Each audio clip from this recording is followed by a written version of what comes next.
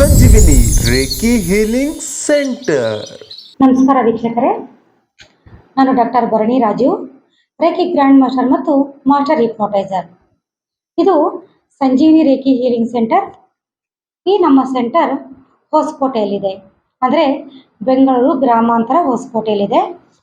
ಈ ನಮ್ಮ ಸೆಂಟರಲ್ಲಿ ಎಷ್ಟೋ ತರಹದ ಮಾನಸಿಕ ಸಮಸ್ಯೆಗಳು, ದೈಹಿಕ ಸಮಸ್ಯೆಗಳು, ಆಸ್ಪತ್ರೆಯಲ್ಲಿ ವಾಸಿ ಆಗದೇ ಇರುವಂತಹ ಸಮಸ್ಯೆಗಳು, ಏಕಾಗ್ರತೆಯ ಸಮಸ್ಯೆಗಳು, ಮತ್ತು ಏನೇ ಬಿಸ್ನೆಸ್ ಮಾಡೋದು ಸಕ್ಸಸ್ ಆಗದೇ ಇರೋದು, ಮತ್ತು ಮಾನಸಿಕವಾಗಿ ಯಾವುದೇ ಒಂದು ಸೈಕಿಯಾಟ್ರಿಸ್ಟ್ ಹತ್ರ ಕ್ಲಿಯರ್ ಆಗದೇ ಇರುವಂತಹ ಸಮಸ್ಯೆಗಳು ಸಹ ಇಲ್ಲಿ ವಾಸಿ ಆಗುತ್ತೆ.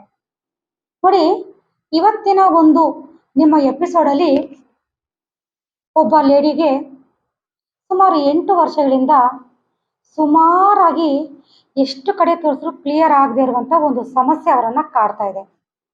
ಏನಪ್ಪ ಸಮಸ್ಯೆ ಅಂದರೆ, ಯಾರೋ ತನ್ನ ಕಿವಿ ಹತ್ರ 2-3 ಜನ ಮಾತಾಡೋ ಥರ ತನ್ನ ಜೊತೆ ಯಾರೋ ಮಾತಾಡ್ತಾ ಇದ್ದಾರೆ ಮತ್ತು ಕೆಟ್ಟ ಕೆಟ್ಟ ಮಾತುಗಳನ್ನು ಮಾತಾಡ್ತಾ ಇದ್ದಾರೆ. 24 ಗಂಟೆ ಅವ್ರ ಮಾತುಗಳು ಕೆಡಿಸೋದು, ಅದಕ್ಕೆ ಸಮಯ ಸಂದರ್ಭ ಅಂತ ಏನೂ ಇರೋದಿಲ್ಲ. ಯಾವ ಟೈಮಲ್ಲಿ ಅಂದರೆ ಆ ಟೈಮಲ್ಲಿ ಆ ಮಾತುಗಳು ಕೇಳಿಸಿದಾಗ ಅವರು ತುಂಬ ಡಿಪ್ರೆಷನ್ಗೆ ಒಳಗಾಗಿದ್ದಾರೆ. ಬೇರೆ ಯಾವುದೇ ಕೆಲಸ ಮಾಡೋಕ್ಕೂ ಅವ್ರಿಗೆ ಮೈಂಡ್ ಓಡ್ತಾ ಇಲ್ಲ. ಈ ಒಂದು ಟೆನ್ಷನಿಂದ, ಈ ಒಂದು ಬೇಜಾರಿಂದ ಅವ್ರಿಗೆ ಒಂದು ಯಾವ ರೀತಿಯಾಗಿ ಗಂಡನ್ನ ಮಗನ್ನ ನೋಡ್ಕೋಬೇಕು ಅಂತ ಸಹ ಅವ್ರಿಗೆ ಗೊತ್ತಾಗ್ತಾ ಇಲ್ಲ. ಬನ್ನಿ, ನೇರವಾಗಿ ಅವರಲ್ಲಿ ಏನು ಸಮಸ್ಯೆಗಳಿತ್ತು, ಎಷ್ಟು ವರ್ಷಗಳಿಂದ ಇತ್ತು, ಅವ್ರಿಗೆ ಯಾವ ಫೀಲಿಂಗ್ ಆಗ್ತಿದೆ ಅಂತ ನಾವೇ ತಿಳ್ಕೊಳ್ಳೋಣ. ನಮಸ್ಕಾರ ಮೇಡಮ್. ನಮಸ್ತೆ ಮೇಡಮ್. ಮೇಡಮ್, ತಮ್ಮ ಹೆಸರು? ಭವ್ಯ. ಎಲ್ಲಿಂದ ಬಂದಿದ್ದೀರಾ? ಮೈಸೂರು. ಓಕೆ. ನಿಮ್ಗೆ ಏನು ಸಮಸ್ಯೆನ ನೀವು ಇಲ್ಲಿ ಬಂದಿದ್ದೀರಾ ಮೇಡಮ್? ನನಗೆ 7-8 ವರ್ಷದಿಂದ ಯಾರೋ ಮಾತಾಡೋ ಥರ ಕೇಳಿಸ್ತಾ ಇತ್ತು ಮೇಡಮ್. ಅದರಿಂದಾನೇ ಇಲ್ಲಿಗೆ ಬಂದಿದ್ದೀನಿ. ಅಂದರೆ ಯಾರೋ ಮಾತಾಡೋ ಥರ ಅಂತ ಅಂದರೆ ಒಬ್ಬರು ಮಾತಾಡೋ ಥರ ಅನ್ಸುತ್ತಾ, 2-3 ಜನ ಮಾತಾಡೋ ಥರ ಅನ್ಸುತ್ತಾ? ಒಬ್ಬರೇ ಮಾತಾಡೋ ಥರನೇ ಅನ್ಸುತ್ತೆ. ಅವರು ಲೇಡೀಸಾ ಜೆಂಟ್ಸಾ? ಜೆಂಟ್ಸ್ ವಯಸ್ಸೇ ಬರುತ್ತೆ. ಜೆಂಟ್ಸ್ ವಯಸ್ಸೇ ಬರುತ್ತೆ.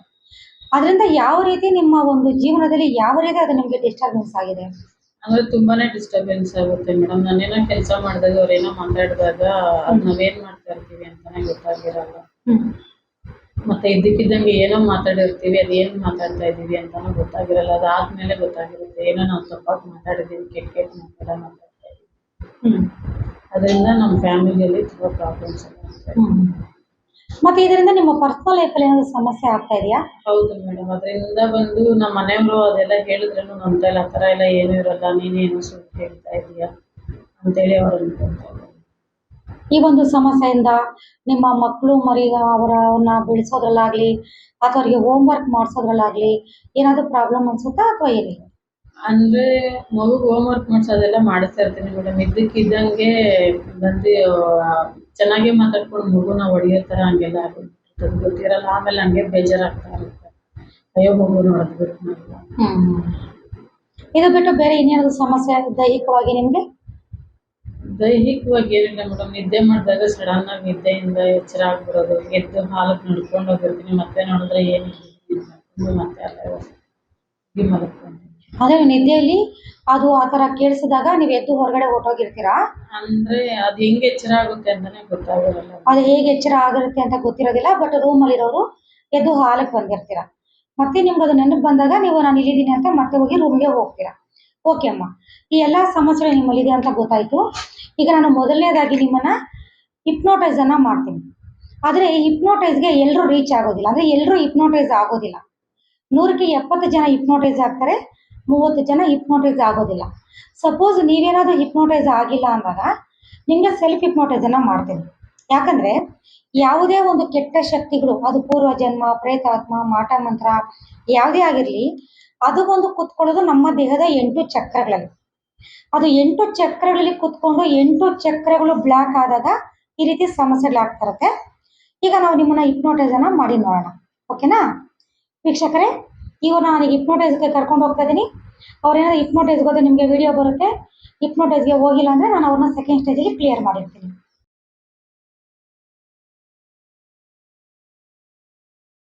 ಈಗ ನಾನು ನಿಮ್ಮನ್ನು ಹಿಪ್ನೋಟೈಸ್ ಮಾಡಿದೆ, ಆದರೆ ನಿಮಗೆ ಹಿಪ್ನೋಟೈಸ್ಗೆ ರೀಚ್ ಆಗಲಿಲ್ಲ. ಫಸ್ಟ್ ಸ್ಟೇಜ್ ಹಿಪ್ನೋಟೈಸ್ ಮಾಡಿದಾಗ ನಿಮ್ಗೆ ಯಾವ ರೀತಿ ಫೀಲ್ ಆಯಿತು? ನಾನು ಹೇಳಿದ್ದೆಲ್ಲ ನಿಮಗೆ ಕಾಣಿಸ್ತಾ ಇತ್ತಾ? ನೀವು ಹೇಳಿದ್ದೇನೋ ಕಾಣಿಸ್ತಾ ಇರ್ತದೆ. ಕಾಣಿಸ್ತಾ ಇರಲಿಲ್ಲ.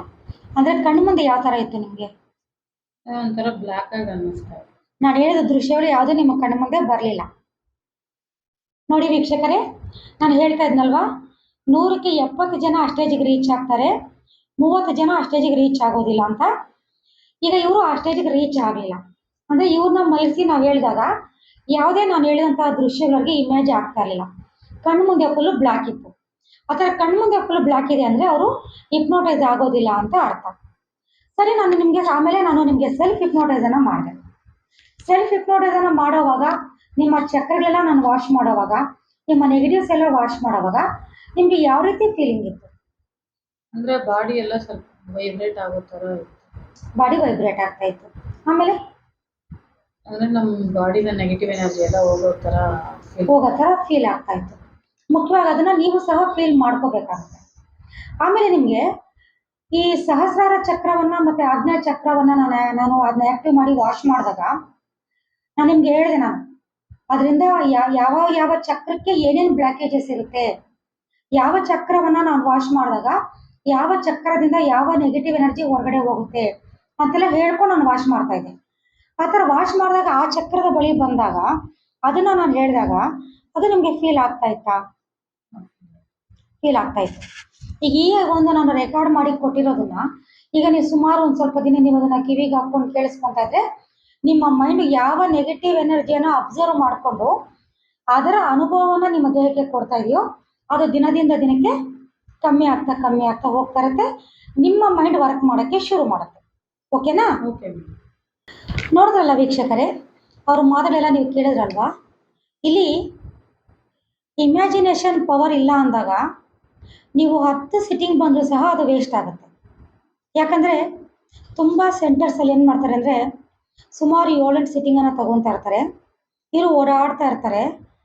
ಆದರೆ ಅವ್ರ ಕೊನೆಗೂ ಸಹ ಅವರು ಹಿಪ್ನೋಟೈಸ್ ಆಗಿ ಅವ್ರ ಸಮಸ್ಯೆನ ತಿಳ್ಕೊಳ್ಳೋಕ್ಕೆ ಆಗೋದಿಲ್ಲ. ಯಾಕಂದರೆ 100ಕ್ಕೆ 70 ಜನ ಮಾತ್ರ ಆ ಸ್ಟೇಜಿಗೆ ಹೋಗೋಕ್ಕಾಗುತ್ತೆ. ಇನ್ನು 30 ಜನ ಯಾವುದೇ ಕಾರಣಕ್ಕೂ ಆ ಸ್ಟೇಜ್ಗೆ ಹೋಗೋಕ್ಕೆ ಆಗೋದಿಲ್ಲ. ಆದ್ದರಿಂದ ನಾವು ಫಸ್ಟ್ ಸ್ಟೇಜ್ಗೆ ಹೋಗಿಲ್ಲ ಅಂದಾಗ ನಾವೇನು ಮಾಡ್ತೀವಿ, ನಿಮ್ಮನ್ನು ಸೆಕೆಂಡ್ ಸ್ಟೇಜಿಗೆ ಕರ್ಕೊಂಡೋಗಿ ಆ ಸಮಸ್ಯೆಯನ್ನು ವಾಶ್ ಮಾಡಿ ಕ್ಲಿಯರ್ ಮಾಡಿ ಕೊಡ್ತೀವಿ. ಇದು ಒಂದು ತುಂಬ ಗಂಭೀರವಾಗಿರುವಂತಹ ಒಂದು ಸಮಸ್ಯೆ. ಇದು ಅಷ್ಟೊಂದು ಸುಲಭ ಅಲ್ಲ.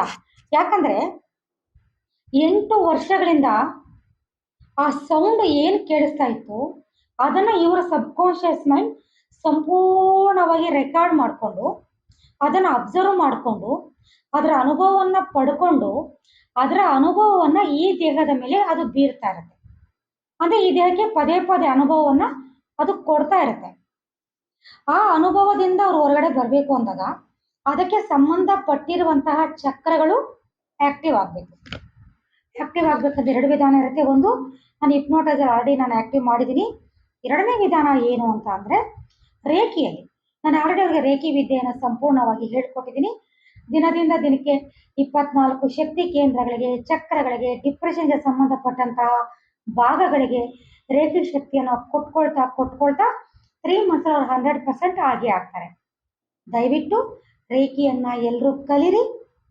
ನಿಮಗೆ ಪ್ರಾಬ್ಲಮ್ಸ್, ಈ ಥರ ಯಾವುದಾದ್ರು ಪ್ರಾಬ್ಲಮ್ ನಿಮ್ಮಲ್ಲೋ ಅಥವಾ ನಿಮ್ಮ ಮನೇಲಿ ಯಾರಲ್ಲಾದರೂ ಈ ಥರ ಪ್ರಾಬ್ಲಮ್ ಇದ್ದರೆ ಅವರಷ್ಟು ಅವ್ರಿಗೆ ಮಾತಾಡ್ಕೊಳ್ಳೋದು ಅಥವಾ ಯಾವುದೋ ಸೌಂಡ್ ಕೇಳಿಸ್ತಾ ಇದೆ ಅನ್ನೋದು, ನೆಮ್ಮದಿ ಇಲ್ಲದೆ ಮೈಂಡಲ್ಲಿ ಇನ್ಯಾರೋ ನಮಗೆ ಅಡ್ವೈಸ್ ಮಾಡ್ತಾ ಇರೋದು, ಅಥವಾ ಕೆಲವ್ರಿಗೆ ಈ ಕೆಲಸ ಮಾಡು ಅಂದಾಗ ಮೈಂಡಲ್ಲಿ ಅದು ಮಾಡಬೇಡ ಇನ್ನೊಂದು ಮಾಡು ಅನ್ನೋ ಥರ ಮೈಂಡಲ್ಲಿ ಯಾರೋ ಒಬ್ಬರು ಬೇರೆಯವರು ಮೈಂಡಿಗೆ ಅಡ್ವೈಸನ್ನು ಮಾಡ್ತಾ ಇರ್ತಾರೆ.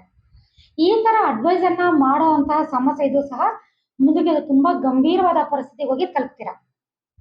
ಆದ್ದರಿಂದ ಈ ಥರ ಸಮಸ್ಯೆಲಿರೋ ಖಂಡಿತವಾಗ್ಲೂ ಸೆಂಟರ್ಗೆ ಭೇಟಿ ಕೊಡಿ. ನನ್ನ ನಂಬರ್ ಸ್ಕ್ರೀನ್ ಮೇಲೆ ಬರ್ತಾ ಇರುತ್ತೆ. ಮತ್ತು ಯಾವುದೇ ಸಮಸ್ಯೆಲಿ ರೇಖಿಯನ್ನು ಕಲೀರಿ. ನೀವು ಸಹ ಸಮಸ್ಯೆಗಳನ್ನು ಕ್ಲಿಯರ್ ಮಾಡ್ಕೊಳ್ಳಿ. ನಿಮ್ಮ ಅಕ್ಕಪಕ್ಕದವರಿಗೆ, ನಿಮ್ಮ ನೆಂಟರಿಗೆ, ನಿಮ್ಮ ಮಕ್ಕಳಿಗೆ, ನಿಮ್ಮ ಫ್ಯಾಮ್ಲಿಗೆ ನೀವೇ ಹೀಲಿಂಗ್ ಮಾಡಿ ಸಮಸ್ಯೆಯಿಂದ ಹೊರಗಡೆ ಕರ್ಕೊಂಬನ್ನಿ ಅಂತ ಹೇಳ್ತಾ ನಮಸ್ಕಾರ ವೀಕ್ಷಕರೇ.